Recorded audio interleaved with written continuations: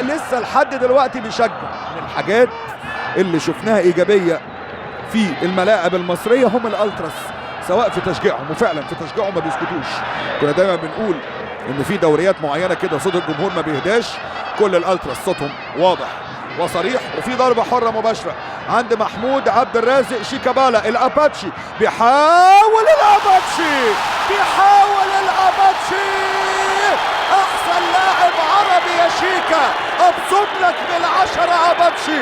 وشيكابالا المغني شيكابالا بيغني ولحن الخلود عنده في الضربات الحرة المباشرة. محمود عبد الرازق شيكابالا اهو ظبط الرادار شيكابالا. يا ولد يا اباتشي، ظبطها على شمال هاشم، راحت على يمينه، بالشمال راحت معاك يا اباتشي.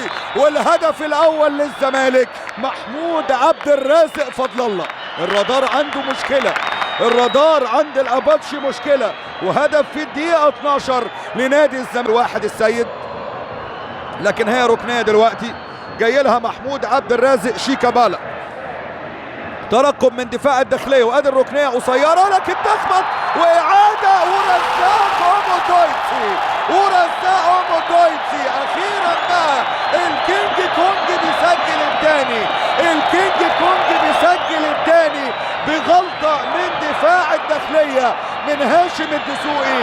لكن بقى أومو دويتسي رزاق بيسجل الثاني. رزاق هدف فيها نسبة كبيرة جدا، ورزاق مرزق في الكرة اللي فاتت رزاق أومو دويتسي، لكن كورته تبقى الهدف الثاني.